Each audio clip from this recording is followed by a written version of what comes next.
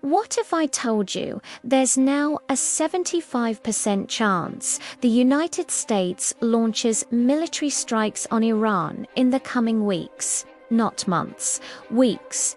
2 carrier strike groups, F-25s arriving, destroyers repositioning, mine-clearing ships near the Strait of Hormuz. Diplomacy is still technically alive, but the military buildup suggests something much bigger may be coming. Let's break down what's really happening. Talks between Washington and Tehran in Geneva are hitting a wall.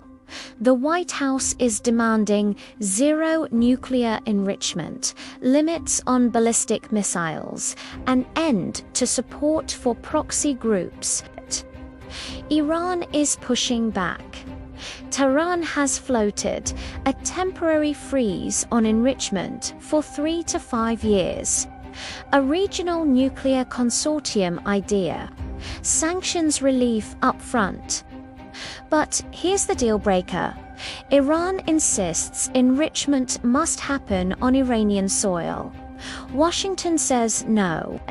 And politically, this is complicated.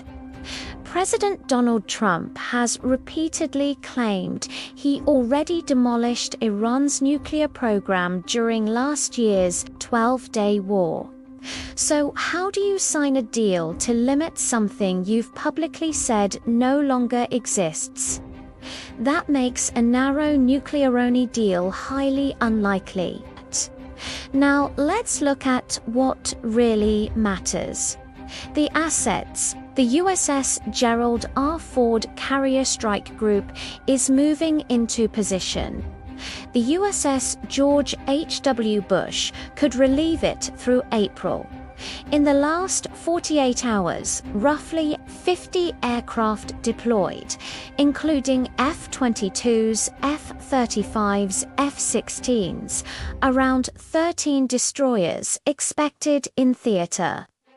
Additional mine-clearing assets near the Strait of Hormuz. This is larger than last year's Israel-Iran exchange, but it's not Iraq war scale. This looks like preparation for a targeted but significant air campaign. What would a strike look like? The most discussed scenario resembles what happened in Venezuela. A short, decisive campaign, potentially a decapitation strike. That would mean targeting Supreme Leader Ali Khamenei and key military assets. But it's not just about leadership. Ballistic missile sites, launchers, remaining nuclear infrastructure, air defense systems. The goal, cripple Iran's deterrent without triggering a regional war. The estimated probability of strikes, 65 to 75%. Chance of diplomacy, 20%, muddling through with sanctions, 15%.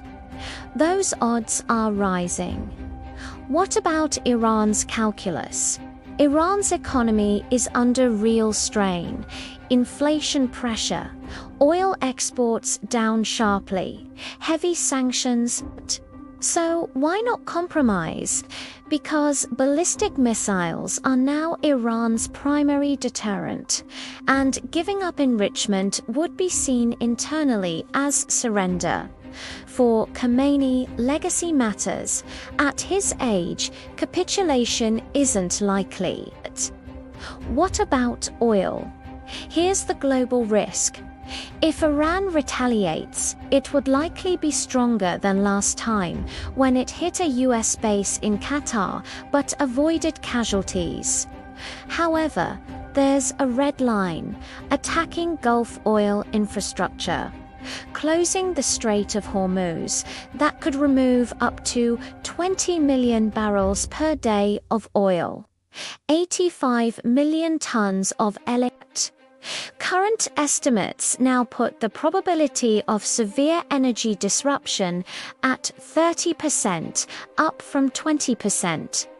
That's not trivial, but Washington appears to believe it can contain the oil shock, citing past resilience during Russia's sanctions and Venezuela strikes. Watch the military, not the headlines, for timing of the strikes. Key signals: full carrier positioning. THAAD and Patriot air defenses operational. Tanker aircraft movements via the UK. Dark sky windows for air campaigns. The operational window likely opens late February and could extend into April. Even if Iran returns with proposals in 2 weeks, the decisive factor is simple. When does Washington have full capability in theater? So is this regime change? Officially, no.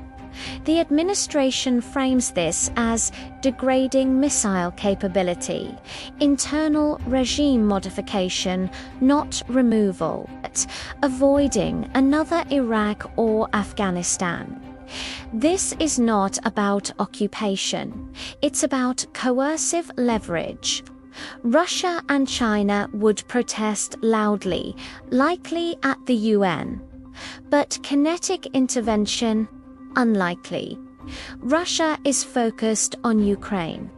China has diversified oil supply and built stockpiles.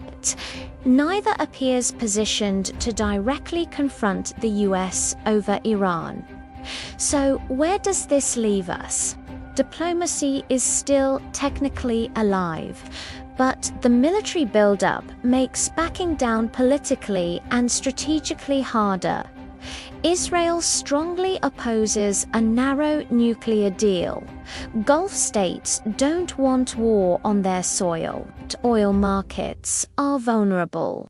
And the probability of US military action now stands at roughly 3 out of 4.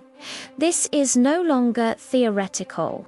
The real question isn't whether talks continue, it's whether the build-up turns into action, and if it does, how contained it remains. If you found this analysis useful, subscribe for real-time geopolitical breakdowns. Because the next few weeks could reshape the Middle East and global energy markets in ways most people aren't watching yet.